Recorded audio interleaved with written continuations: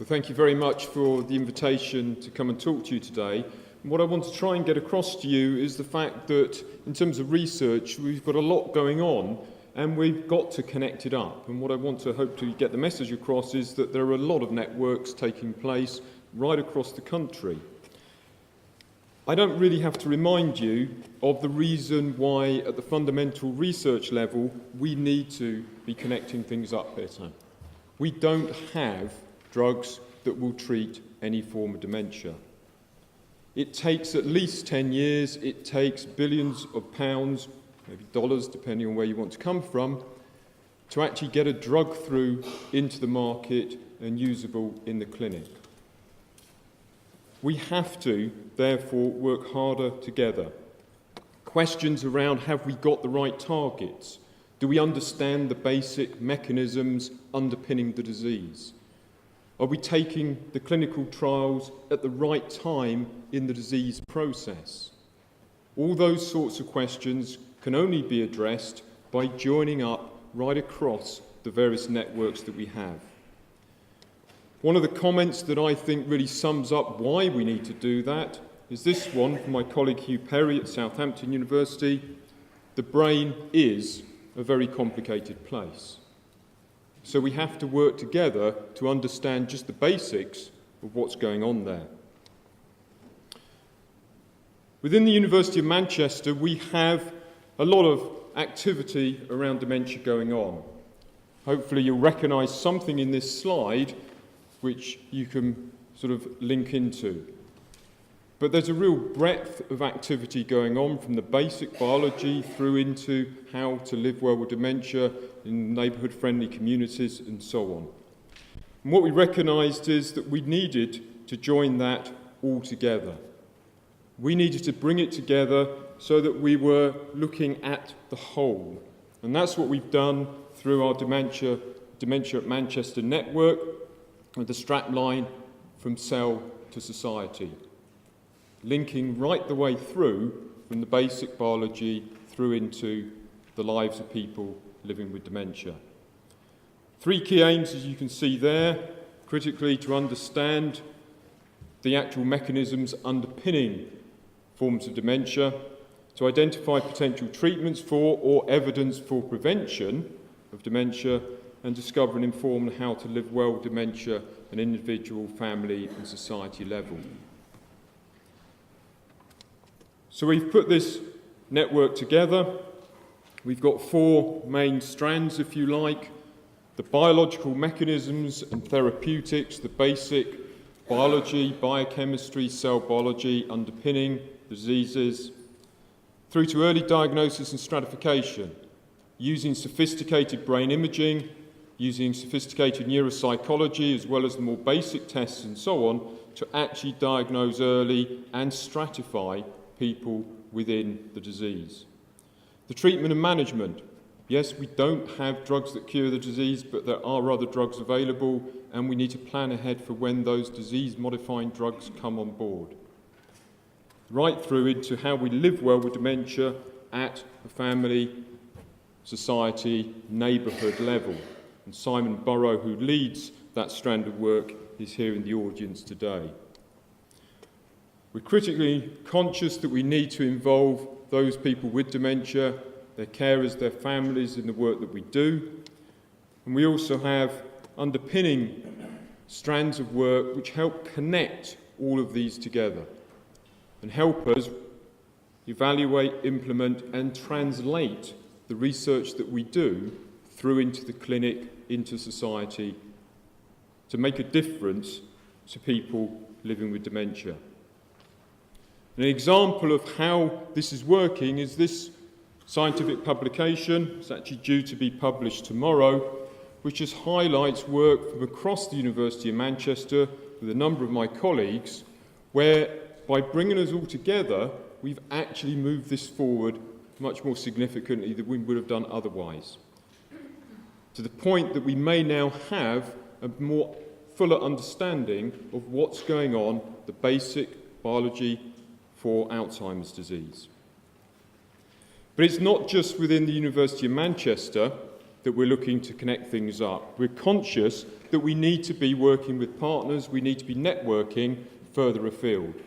And what I want to do as we go through this talk is really then expand out from what we've got at the university through into the region, through into the national scene, to give you a flavour for some of these networks and, in the end, how everybody can get engaged with them. And the first of these includes links with the Salford Institute for Dementia and Manchester Metropolitan University, as you can see there.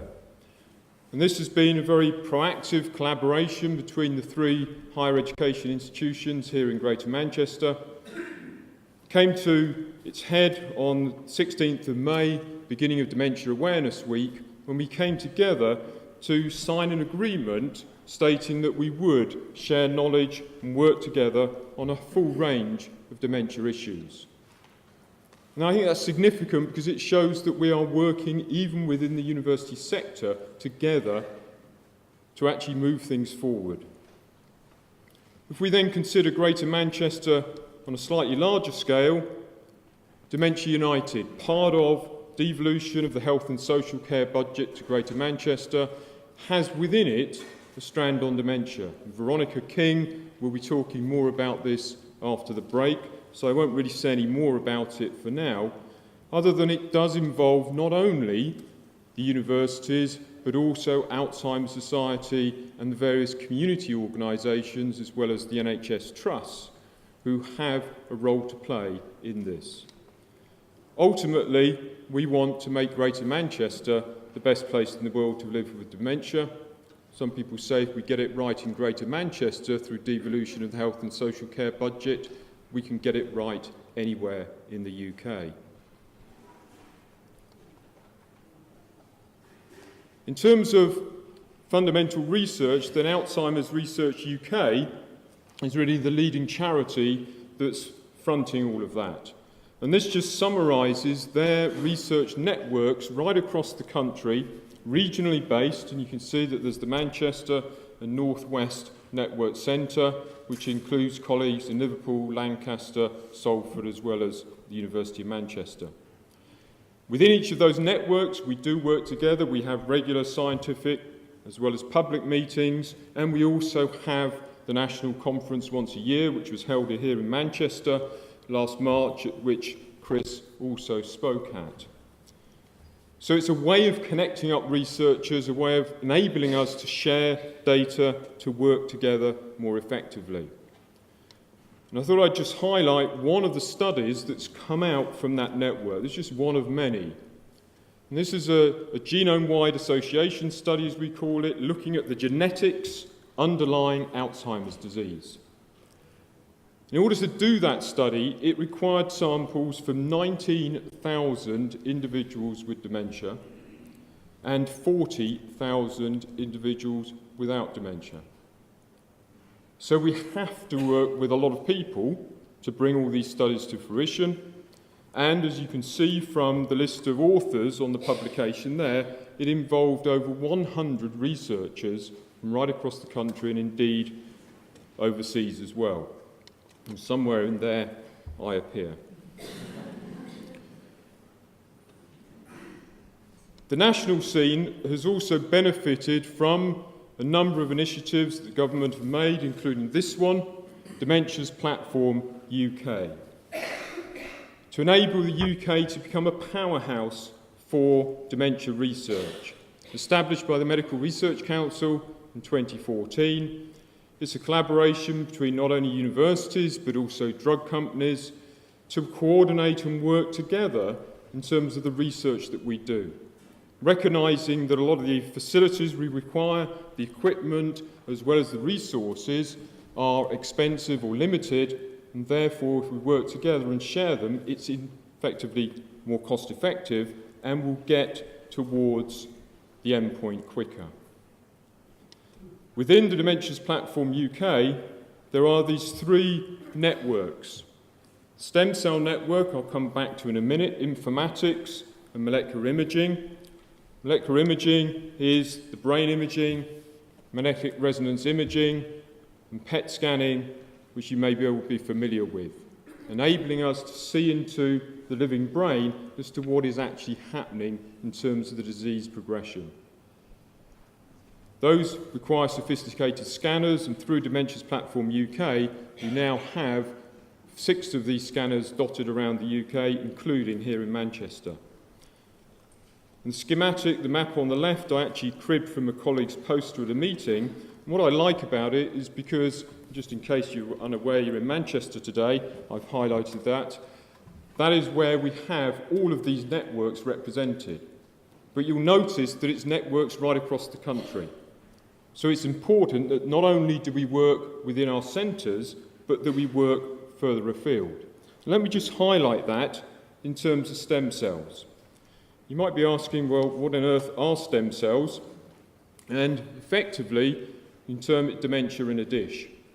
It's a way of taking cells from an individual with dementia or not, depending on the study we want to do, taking blood cell or a skin cell, and then reprogramming it into one of these pluripotent stem cells. So those are the sorts of cells that you find in the embryo, and which can then grow into effectively any cell in the body. We can now take one of the differentiated stem cells from an individual, reprogram it, and then make it into, in our case, nerve cells or other cells in the brain. And so we can then study exactly what's happening in those cells taken from an individual with a form of dementia, and look at the underlying mechanisms, look at potential drugs that might interfere with those, and so on. So it gives us such a powerful way of looking at the disease process. And in order to ensure that we're linked up with this, we have, through the Dementia Platform UK, a stem cell network involving 6 centres around the country. Working together, as you can see there, to share expertise, harmonise protocols so that we have gold standard cell lines that we can work with, share the data, coordinate training, and obviously work on collaborative projects. And that is just one example of the networks that are currently in existence across the country. And as mentioned earlier, we're delighted that the Prime Minister has announced funding for the UK's first Dementia Research Institute.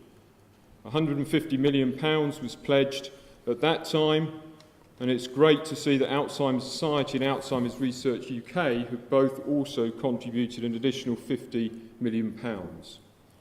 This gives us a real opportunity to put dementia together within a national institute, not a single entity based on a hub and spoke model.